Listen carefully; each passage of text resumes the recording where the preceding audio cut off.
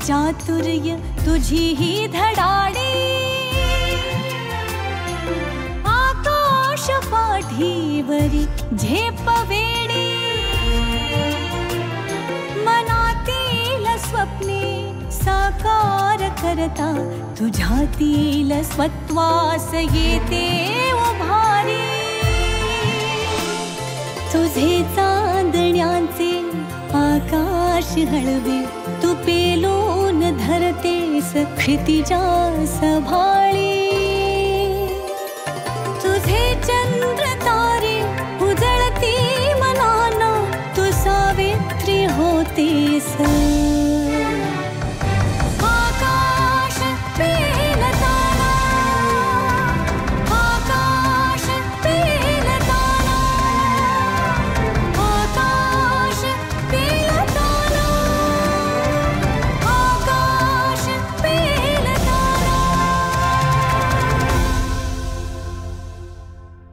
प्रिया भूमकर सौजन्य colour private limited या आंतरराष्ट्रीय स्तरावर रंगांच्या बाजारपेठेत आपल्या महाराष्ट्राचं एक महत्त्वाचं नाव असलेल्या कंपनीच्या व्यवस्थापकीय संचालक, रसायनशास्त्रात MSc, फायनान्समध्ये MBA, हार्वर्ड बिझनेस स्कूलच्या विद्यार्थिनी प्रिया भूमकर या गेली 3 दशकं समर्थपणे आणि यशस्वीरित्या सौजन्य कलर प्रायव्हेट लिमिटेडची धुरा सांभाळत आहेत। 50 देशात त्यांची उत्पादनं पेंट्स, बांधकाम, कॉस्मेटिक्स, घरं, मुद्रणशाही यात वापरली जातात। Priya Bhumkar Indian paint association आणि CII-RCM नॅशनल कमिटीवर सदस्य म्हणूनही कार्यरत आहेत। टाटा इनोव्हिस्टा आणि कंपनी ऑफ द इयर 2019 असे अत्यंत सन्मानाचे पुरस्कार जर सौजन्य कलर प्रायव्हेट लिमिटेडला मिळाले असतील तर त्याचं श्रेय प्रिया भूमकर यांच्या सर्जनशील प्रयोगशीलतेला, व्यवस्थापकीय कौशल्याला आणि उत्तम टीम वर्कलाच आहे। नमस्कार, आकाश पेलताना ह्या कार्यक्रमात मी डॉक्टर अरुंधती भालेराव आपलं मनपूर्वक सहृदय सहर्ष स्वागत करते। मंडळी, रंग आवडत नाहीत किंवा रंगांचं अजिबात आकर्षण वाटत नाही असं कोणी असेल का? तर त्याचं उत्तर नक्कीच नाही असं आहे। आपल्या अवतीभोवती तऱ्हेची निरनिराळ्या रंगांची फुलं, पक्षी बघितले की आपल्याला किती आनंद होतो, कारण रंगांचा संबंध हा सकारात्मक ऊर्जेशी आहे। आपण बघा, नवरात्रीत 9 दिवस वेगवेगळ्या रंगांचे कपडे परिधान करतो, कारण प्रत्येक रंगाचं स्वतःचं असं अस्तित्व आहे, स्वतःचं असं महत्त्व आहे। सूर्यमालेत सुद्धा एक सूर्य सोडला तर सगळ्या ग्रहांना स्वतःचा असा एक वेगळा रंग आहे। जेव्हा आपला मूड नसतो आणि अवतीभोवती विविध रंग आपल्याला दिसतात तेव्हा एक सकारात्मक ऊर्जा तयार होते, म्हणजे मूडचा, मनाचा आणि रंगांचा सुद्धा अतिशय जवळचा संबंध आहे। आता निसर्गातले फुलं, पक्षी या गोष्टी सोडल्या तर हे रंग कसे निर्माण होतात, कसे तयार होतात ते आज आपण जाणून घेणार आहोत। आणि त्याच्यासाठी माझ्या बरोबर आहेत सौजन्य कलर प्रायव्हेट लिमिटेडच्या व्यवस्थापकीय संचालिका प्रिया भूमकर। प्रियाताई, नमस्कार। नमस्कार, आपलं मनपूर्वक स्वागत करते। चला तर त्यांच्याशी गप्पा मारूया आणि जाणून घेऊया या रंगांची निर्मिती नक्की कशी होते आणि कशासाठी होते। आता रंगांचा व्यवसाय तुम्ही करता त्याच्याकडे आपण वळणारच आहोत, पण तत्पूर्वी तुमच्या शालेय आणि महाविद्यालयीन जीवनामध्ये तुमचं काय स्वप्न होतं किंवा तुमचं कसं होतं, तुमचे ते दिवस कसे होते, तुमच्या माहेरचं वातावरण कसं होतं याबद्दल जाणून घ्यायला आवडेल। माझ्या माहेरचं वातावरण, माझं बालपण सर्व मुंबईतच गेलं आहे। चेंबूर स्थित आमची फॅमिली राहत होती, छोटीशी फॅमिली, आई बाबा, माझा एक धाकटा भाऊ आहे आणि मी आणि आजी असायची सोबत। तर माझ्या घरचं वातावरण जे होतं ते ॲक्च्युली नॉर्मल वातावरणापेक्षा फार वेगळं होतं, खूप फ्री वातावरण होतं, जेणेकरून माझे आई वडिलांनी मला कधीही असं सांगितलं नाही की तू हेच कर किंवा तू तेच कर किंवा काही एक्सपेक्टेशन, फक्त तू जे काही करशील ते त्याच्यामध्ये तू एक्सेल केलं पाहिजेस एवढंच मला सांगितलं होतं। तुला जे पाहिजे ते तू, आणि मला असं वाटतं की ध्येयवादी काहीतरी असेल त्यावेळेला, कारण की कधीच मला असं वाटलं नाही की मी जीवनात काही करणार नाही। नेहमी असं मनात होतं की काही ना काहीतरी आपण नक्की करणार आणि आई आणि बाबा नेहमी सांगायचे की तू काहीही निवड, तुला जे करायचं आहे ते जीवनामध्ये, पण त्याच्यामध्ये तू उच्चांक गाठला पाहिजेस. क्या बात. एवढं फक्त सांगितलं. दुसरी गोष्ट अशी होती की आपण आज हा कार्यक्रम आहे वुमेनच्या बद्दल, तुमची सिरीज आहे, आपली मालिका आहे महिला उद्योजिकांबद्दल, तर ती एक आजहीच्या काळामध्ये ती तशी एक रेअर ब्रीड आहे. पण त्या वेळेला देखील असं काही बॅरियर्स नव्हते की तू मुलगी आहेस. आणि I was always brought up as an individual. म्हणजे जेंडरचे जे हे असतात की मुलींनी असं वागलं पाहिजे, मुलांनी असं वागलं पाहिजे, हे कधीही नाही. आम्हाला एक व्यक्ती, एक इंडिव्हिज्युअल म्हणून सर्व लहानपणापासून संस्कार झालेले आहे. त्याच्यामुळे आम्हाला काही बंधनं नाही राहिलेत, मनाला काही बंधनं नाही राहिलेत, कुंपणं नाही राहिलेत. करेक्ट. त्या वातावरणामध्ये माझं बालपण. म्हणजे थोडक्यात कुटुंबामध्ये खूपच त्यावेळेला पुढारलेल्या विचारांचं वातावरण होतं. मुलगा किंवा मुलगी असा भेद नव्हता. तर मग त्यावेळेला काही असं स्वप्न पाहिलं होतं का की मला मोठेपणी पुढे जाऊन हे व्हायचंय? ऍक्च्युअल एक्झॅक्ट स्वप्न असं नव्हतं, पण मला काहीतरी वेगळं करायचं आहे हे मला अगदी लहानपणापासून वाटत असे. शाळेमध्ये पण थोडी म्हणजे थोडी असं म्हणतात हुशार पर्सनॅलिटी किंवा आउटगोईंग पर्सनॅलिटी असं जे म्हणतात की थोडंसं बोल्ड टाईपची पर्सनॅलिटी, जास्ती आउटगोईंग आणि सगळ्यांमध्ये मिळून मिसळून सगळीकडे स्कूलच्या सगळ्या ह्याच्यामध्ये पुढाकार, सगळ्या ॲक्टिव्हिटीजमध्ये, अशा प्रकारचं माझं शाळेचं म्हणजे जीवन होतं. आणि फक्त मला एक माहिती होतं की सगळेजण 10वी होतात, 10वीमध्ये चांगले मार्क आपल्याला पाहिजे असतात, 10वीमध्ये चांगलं मार्क झालं की आपण 12वी होतो आणि नंतर मग डॉक्टर किंवा इंजिनियर, हे दोन. आणि इतक्या वर्षांपूर्वी तर ते दोनच. म्हणजे मला वाटतं 3च गोष्टी होत्या, आर्ट, सायन्स, कॉमर्स आणि त्याच्यामध्ये डॉक्टर, इंजिनियर किंवा आणि त्याच्यामध्ये फार काही ऑप्शन्स नसायचे. पण तेव्हाही मी क्लिअरली डिक्लेअर करून टाकलं होतं माझ्या घरी की मी डॉक्टर होणार नाही आणि मी इंजिनियर होणार नाही. आला की आता मी डॉक्टरशी लग्न केलेलं आहे, पण त्यावेळेला मला असं वाटत असत. आता प्रियताई मला सांगा, डॉक्टरची डॉक्टरीण, साहेबाची साहेबीण असं न करता तुम्ही रंगनिर्मितीकडे कशा काय वळलात? म्हणजे रंगांच्या व्यवसायाकडे कशा काय वळलात? नाही, आता मी हे आमच्या फॅमिलीचा बिझनेस आधीपासून होता. म्हणजे जेव्हा माझं म्हणजे माहेरच्या की नाही, माहेरच्या नाही, सासरच्या माझ्या घरी ज्या वेळेला माझं इनफॅक्ट मी माझ्या लग्न व्हायच्या आधीच मी बिझनेसमध्ये, सौजन्याच्या बिझनेसमध्ये मी 1 वर्ष आधीपासून मी जॉईन केलं होतं. कारण आशेषची आणि माझी मैत्री जी होती ही कॉलेजच्या काळापासून होती. म्हणजे तुमचे पती डॉक्टर, माझे पती डॉक्टर आशेष भुंकर जे आहेत ते, आणि ते मेडिकलचं शिक्षण त्यांचं पूर्ण करत होते, मास्टर्स इन ENT वगैरे. आणि मी ऑलरेडी केमिस्ट्रीमध्ये ग्रॅज्युएट झाले रुईया कॉलेजमधनं, आणि मी त्याच्यानंतर MBA केला फायनान्समध्ये. सो बिझनेसच्यासाठी साधारण बिझनेसचा माइंडसेट आणि विचार बिझनेसच्या बद्दल हा ऑलरेडी कुठेतरी रुजू झालेला होता. त्याच्यामुळे ज्या वेळेला माझं या फॅमिलीमध्ये म्हणजे जुडले मी भुमकर कुटुंबाशी, माझं लग्न झालं, त्यावेळेला माझ्या सासऱ्यांनी फाउंड केली होती ही सौजन्य एंटरप्राइजेस म्हणून. त्यावेळेला त्यांनी सुरू केलेली होती. आणि त्यावेळेला आमचं सुरू होऊन 1-2-3 वर्ष झाले होते कंपनीला. आणि आम्ही SME क्षेत्रामध्ये तशी ती कंपनी होती. आणि पेंट आणि कोटिंगशी संबंधितच तो बिझनेस होता तेव्हापासूनच, कारण माझे सासरे जे होते ते पेंट टेक्नॉलॉजिस्ट होते. पण म्हणजे तुमच्या लग्नाच्या आधीच तुम्ही सौजन्य ही जी संस्था आहे तुमच्या सासऱ्यांनी सुरू केलेली, त्याच्याबरोबर मध्ये तुम्ही जुळला होतात. आता प्रश्न असा आहे की जेव्हा ते स्वतः बघत होते त्याच्यापेक्षा आणखीन पुढे जाऊन तुम्ही या रंगनिर्मितीमध्ये काय नवीन गोष्टी आणल्या? जसं जीवन नदीसारखं असतं, तसंच प्रवाह असतो. कंपनीचा देखील तसाच प्रवाह राहिलेला आहे. आणि या प्रवाहात तुम्ही पुढे पुढे जात जाता, अनेक वेळेला चेंजेस जातात. हो, बिझनेसचं स्वरूप पण पुष्कळ बदललेलं आहे, पुष्कळ बदललं आहे. त्यावेळेला आम्ही SME सेक्टरमध्ये होतो. रंग 1 किंवा 2 वेगळ्या वेगळ्या प्रकारचे, म्हणजे युनिव्हर्सल स्टेनर्स म्हणतात त्याला, जे छोट्या बाटल्यांमध्ये रंग बनतात, तर ते आम्ही सुरुवातीचा आमचा सर्वात पहिला प्रोडक्ट तो होता. त्याच्यानंतर पुढे पुढे जसा बिझनेस वाढत गेला त्याच्यामध्ये काही ऑटोमेटेड टिंटिंग सिस्टम्स आल्यात. त्याच्यामध्ये खूप प्रिसाईज कलर आणि आजच्या काळामध्ये रंग हा जो असतो पेंटला लागणारा रंग हा मशीन मधनं टिंटिंग होतं याचं.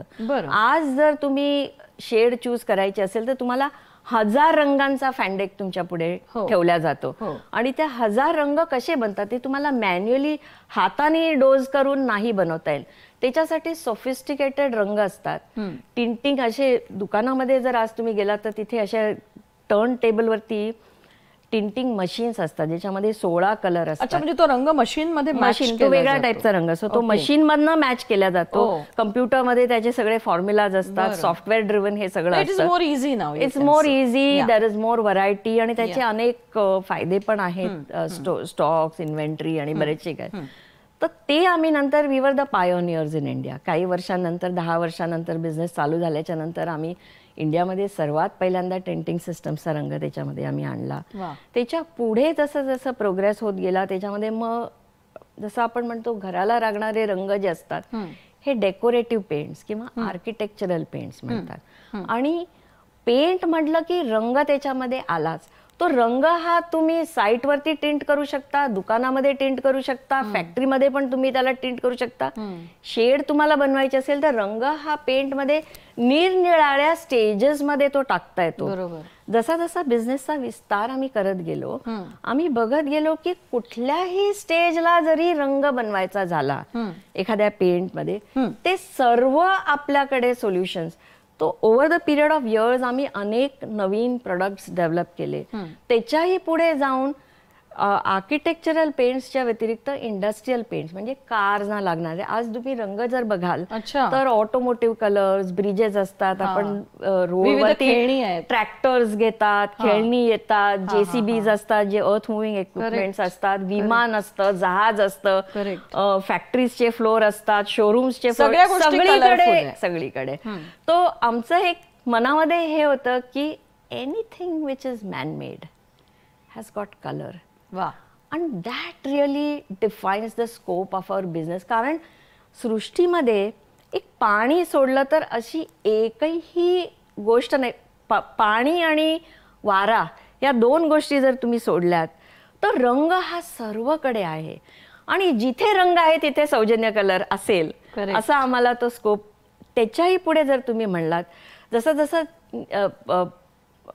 रूपांतर होत गेलं बिझनेसचं, वाढत गेला बिझनेस आणि त्याच्यानंतर आम्हाला वाटलं जवळजवळ 20-25 वर्ष झाले बरंचसं बिझनेसचं एक्सपॅन्शन झालं. त्याच्यानंतर आम्ही नवीन विजन सेट केला 2005-2006 साली की आता आपण बरेच वर्ष लोकल आणि डोमेस्टिक मार्केटमध्ये आपण रंग देत आलेलो आहोत.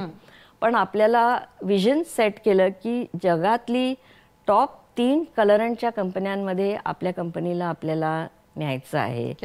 त्याच्यासाठी मग कसं करावं हे त्याच्यासाठी जवळजवळ म्हणजे 2-3 वर्ष खूप धडपड झाली की माहिती नव्हतं एखाद्या छोट्या लोकल कंपनीला घेऊन कसं तुम्ही त्याला ग्लोबल आंतरराष्ट्रीय स्तरावर आंतरराष्ट्रीय स्तरावरती बाजारपेठ तर मिळते पण टॉप वर्ल्ड मार्केटमध्ये तुम्ही टॉपला कंपनीला बाजारपेठ तर तोपर्यंत आम्ही नेत गेलो होतो. 20-25 देशांमध्ये ऑलरेडी नाव झालं होतं. सेल्स आपले बरेच देशांमध्ये होत होते. पण टॉपला येणं आणि उत्तम दर्जाची जगातली top today we are at number 2 at a global scale. पण मग आता तुमचं सेटअप जसं डोमेस्टिक आहे तसं तो इंटरनॅशनल पण आहे, आंतरराष्ट्रीय स्तरावर पण आहे. आम्ही मॅन्युफॅक्चरिंग अजून करत नाही. पण आज जवळजवळ 50 देशांमध्ये आपला रंग विकला जातो. आणि आपली जबाबदारी पण पडते. आपल्याबरोबर टीम मेंबर्स असतात, काम करणारे असतात, आपले कस्टमर्स असतात. तेच मला विचारायचं होतं की साधारण किती लोक तुमच्या इकडे या कंपनीत आज जवळजवळ 300 लोक आहेत कंपनीमध्ये. एक फ्लॅगशिप मॅन्युफॅक्चरिंग प्लांट आहे तो नवी मुंबई स्थित आहे. जर खरोखरच टॉपला जायचं असेल तर बिझनेस हा वेगळ्या दृष्टीने करायला लागेल. तर वर्ल्ड क्लास इन्फ्रास्ट्रक्चर आम्ही सेट केलं त्यावेळेला 2010 साली. Asia's largest colour and plant आपण त्यावेळेला सेटअप केला. फुली ऑटोमेटेड स्विस टेक्नॉलॉजीनी तो सेटअप केला. आजही त्या प्लांटमध्ये लोक येतात आणि म्हणतात अरे तुम्ही रंग बनवता पण तुमच्या फॅक्टरीमध्ये आम्हाला रंग कुठे दिसत नाहीत. तर आम्ही म्हणतो हो रंग जिथे असायला पाहिजे तिथे आहेत. टँक्स मध्ये रंग आहेत, पाईपलाईन्स मध्ये रंग आहेत, रंग फ्लोअर्स वरती कशाला असायला पाहिजे, अगदी खरं. हवेमध्ये कशाला असायला पाहिजे. असं प्रियताई कधी झालंय का की एक रंग तयार करायचा आहे कुठला तरी मनामध्ये ज्याची कल्पना केली आहे तो, आणि मिक्सिंग करताना झाला भलताच? असं कधीच होत नाही. असं झालं तर फार पंचायत होईल. असं होऊ शकत नाही. आणि इनफॅक्ट तिथेच जी टेक्नॉलॉजी किंवा एक्सपर्टीज जे म्हणतात, आणि तो एक प्रोसेस असतो. आणि रंग जर तुम्ही म्हणाल तर आज कुठेही जगामध्ये कलर हा जो आहे हा दोनच माध्यम आहेत जे रंग देतात जगाला. एक आहे पिगमेंट आणि एक आहे डाय. आणि या दोन्ही मधला मूळ फरक असा आहे की पिगमेंट जर तुम्ही घेतला हा पावडर फॉर्म मध्ये असतो, आणि हा पाण्यामध्ये तुम्ही मिसळायला प्रयत्न केला तर हा इनसोल्युबल असतो. आणि डाय जर तुम्ही घेतला हा पावडर फॉर्म मध्ये असू शकतो किंवा लिक्विड फॉर्म मध्ये असू शकतो निर्माण, आणि तो तुम्ही पाण्यात मिसळला तर तो, किंवा कुठल्याही सॉल्व्हेंट मध्ये तुम्ही त्याला मिसळला तर तो डिझॉल्व्ह होतो. म्हणजे डाय हा असतो हा साखरेसारखा किंवा मिठासारखा असतो, तो पाण्याशी एकरूप होतो. आणि पिगमेंट जो आहे हा कधीही एकरूप होत नाही, पण त्याची स्पेशलायझेशन आपल्या कंपनीमध्ये आहे. पिगमेंट डिस्पर्शन्स असं आमच्या प्रोडक्टला म्हणतात. हा पिगमेंट जो मुळात इनसोल्युबल आहे, पण तो कुठल्याही माध्यमामध्ये गेल्यानंतर तो त्या माध्यमाला सुंदर रंग कसा इम्पार्ट करेल त्याच्यासाठी त्याच्यामध्ये एक डिस्पर्शन टेक्नॉलॉजी म्हणून एक केमिकल प्रोसेस आहे, ज्याला तुम्ही ग्राइंडिंग करता, ज्याला तुम्ही कसं तरी कोटिंग करता, ज्याला तुम्ही पुष्कळ त्याचे बारीक म्हणजे आपण एखादा चटणी किंवा काही वाटतो किंवा ग्राइंड करून त्याला बारीक करतो, तसं त्या पिगमेंटला ग्राइंड केलं जातं आणि त्याला स्टेबिलाइज केलं जातं एका लिक्विड मीडियम मध्ये. ती आपली हे एक मुद्दा फक्त मी सांगते, कारण ती जी स्टोरी आहे कंपनीच्या याची ती मी इथे पूर्ण करते. की जर काही वर्षांनंतर आम्हाला वाटलं की पेंट अँड कोटिंग्स मध्ये ज्या वेळेला जो ध्येय होता की वर्ल्ड टॉप 3 मध्ये वगैरे आल्याच्या नंतर पेंट अँड कोटिंगच्या क्षेत्रामध्ये आम्हाला वाटलं की याच्या पुढे काय, तर ग्रोथच्या स्ट्रॅटेजीच्या साठी मग असा विचार केला की रंग तर आपल्याला बनवता येतात, कलर डिस्पर्जन्स मध्ये आपलं एक्सपर्टीज आहे, आपला सर्व अभ्यास जो आहे, एक्सपिरियन्स जो आहे, हा सगळा या क्षेत्रामध्ये. तर आपण पेंट आणि कोटिंग साठीच फक्त रंग का बरं द्यावे, कुठल्याही आपण गोष्टीसाठी रंग देऊ शकतो. म्हणून गेल्या 5 वर्षामध्ये त्याच्यानंतर आपण प्रिंटिंग इंक्सला कलर्स देतो, सोप्स आणि डिटर्जंट्स. म्हणजे आज तुम्ही कुठलाही ऑरेंज कलरचा साबण घ्या किंवा रेड कलरचा साबण घ्या, याच्यातला जर तुम्ही रंग बघाल तर तो रंग आपल्याकडे बनलेला असतो. असं करत करत आता त्याची वाढ होत चाललेली आहे. आता बरेच अनेक क्षेत्रांना पण रंग देते. महाविद्यालयातले तरुण कदाचित ही मुलाखत जर आपले ऐकत असतील तर ह्या मुलांना जर अशा पद्धतीच्या कंपनीत काम करायचं असेल तर कुठल्या प्रकारचं एज्युकेशन शिक्षण त्यांनी घेतलं पाहिजे, कुठली डिग्री त्यांच्याकडे असली पाहिजे? ऍक्च्युली तसं म्हटलं तर ह्या बिझनेसमध्ये एक आहे टेक्नॉलॉजीची साईड आहे, ओके, आणि बाकीचे दुसरा जो भाग आहे हा बिझनेसचा साईड आहे. ओके, सो बिझनेसचे जे भाग आहे तो त्याच्यामध्ये कुठलीही नॉर्मल डिग्री चालू शकते. पण तुम्हाला जर टेक्निकल साईडला जर तुम्हाला या क्षेत्रामध्ये काम करायचं असेल तर मग तुम्हाला मात्र काही टेक्निकल केमिकल शिक्षणाची गरज आहे. म्हणजे तुम्ही आयदर केमिस्ट्रीचे ग्रॅज्युएट असायला पाहिजे किंवा MSc BSc, मग तुम्हाला लॅबमध्ये केमिस्टचा रोल वगैरे मिळू शकतो. किंवा तुम्ही जर पेंट टेक्नॉलॉजी किंवा डाईजची टेक्नॉलॉजी किंवा कुठलीही टेक्नॉलॉजीचा जर तुम्ही डिग्री घेतलेली असेल तर तुम्ही किंवा तुम्ही केमिकल इंजिनियर असाल तर मग तुम्ही मॅन्युफॅक्चरिंग किंवा टेक्नॉलॉजी साईडला तुम्ही त्याच्यामध्ये काम करू शकता. त्याच्यावरनच मला आठवतंय तुमचा मुलगा मला वाटतं जशन, जो गायक पण आहे आणि जो तुमच्या बरोबर कंपनीमध्ये काम पण करतो. वास्तविक पाहता मला वाटतं जशन परदेशात शिक्षण घेऊन आलाय.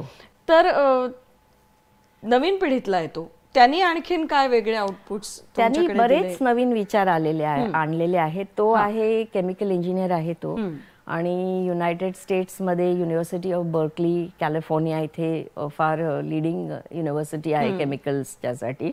तिथनं त्यांनी केमिकल इंजिनिअरिंग केलं. त्याच्यानंतर त्यांनी इंग्लंडमध्ये केम्ब्रिज युनिव्हर्सिटीमधनं मास्टर्स इन केमिकल इंजिनिअरिंग केलेलं आहे. 8 वर्ष झाले त्याचं शिक्षण पूर्ण होऊन. पण तो एकही दिवस थांबला नाही परदेशी, कारण त्याचं पण स्वप्न होतं, त्याला पण इंडियामध्ये येऊन परत बिझनेसमध्ये जॉईन होऊन एंटरप्रेन्योर बनायचं होतं. त्याला त्याच्या आजोबांचं एक आयडल असं आहे, आजोबांचं जीवन असं त्याच्या पुढे आहे आणि आदर्श आहे आणि त्याला आजोबांची पुढे गादी चालवायची होती, म्हणून तो बिझनेसमध्ये आला.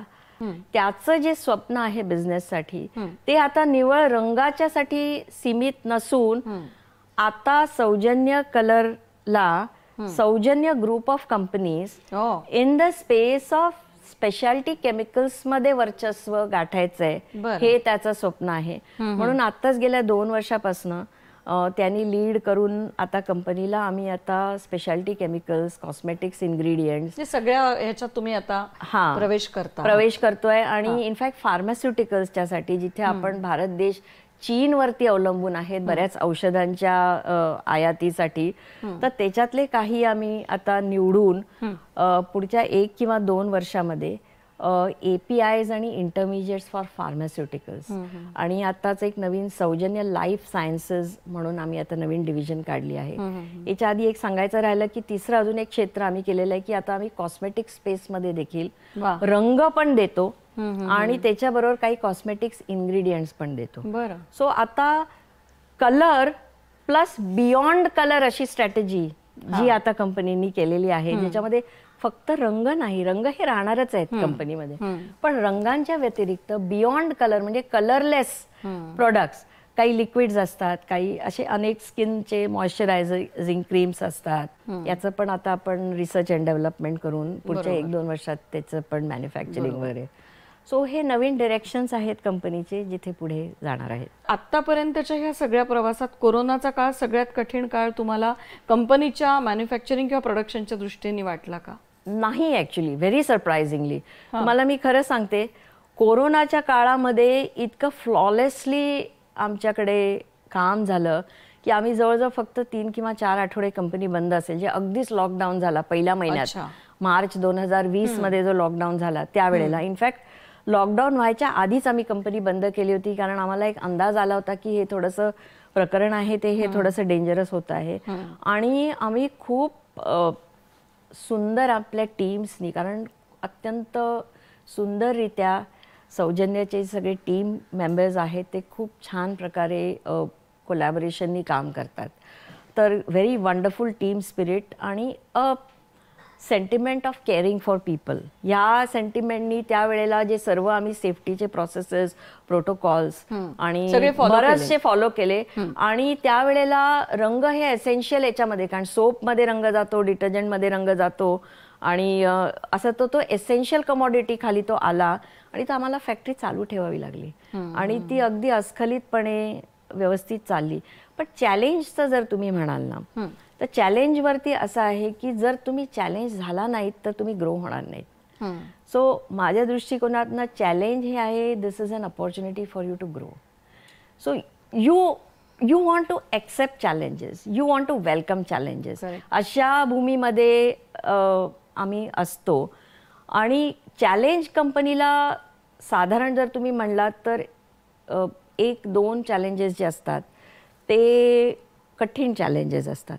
ग्रोथचा हा जो चॅलेंज आहे कंपनीला वाढवणे, हा this is one of the toughest challenges that a company can face.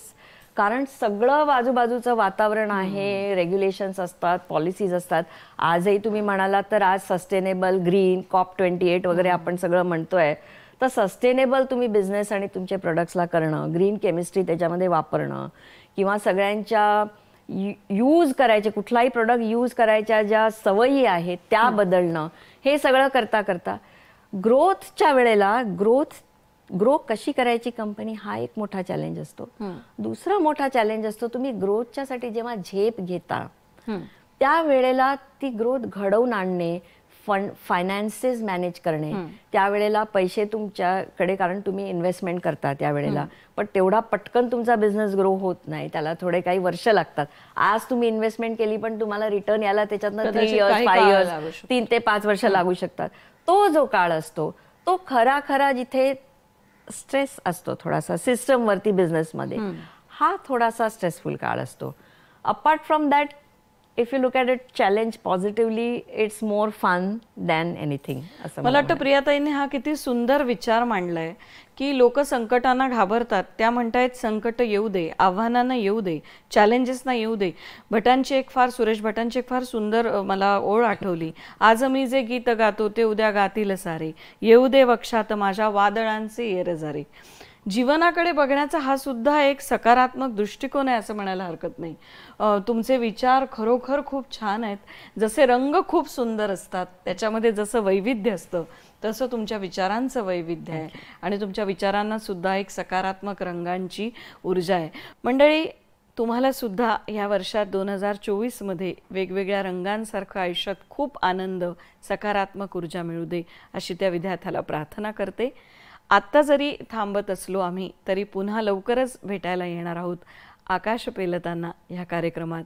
पण अर्थातच जाता जाता एक महत्त्वाचा मोठा सल्ला आपल्याला देण्यासाठी येत आहेत सुधाताई म्हैसकर, अध्यक्षा DP म्हैसकर फाउंडेशनच्या. धन्यवाद.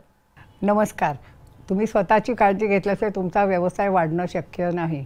तर रात्रीची चांगली झोप घ्या आणि तुमच्या स्वतःच्या तब्येतीकडे लक्ष दिलं तरच तुमचा व्यवसाय पुढे जाऊ शकेल.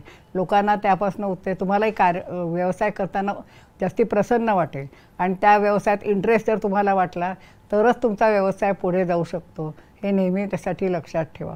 व्यवसायामध्ये तुमचं मन लागलं पाहिजे. मन हे सगळ्यात महत्त्वाचं आहे. तिथे जर तुमचं मन असेल, एकाग्रता असेल तर तुमचा व्यवसाय छान रीतीने पुढे सरकू शकेल. तुझे चांदण्याचे आकाश हळवे, तू पेलून धरतेस क्षितिजा सभाळी.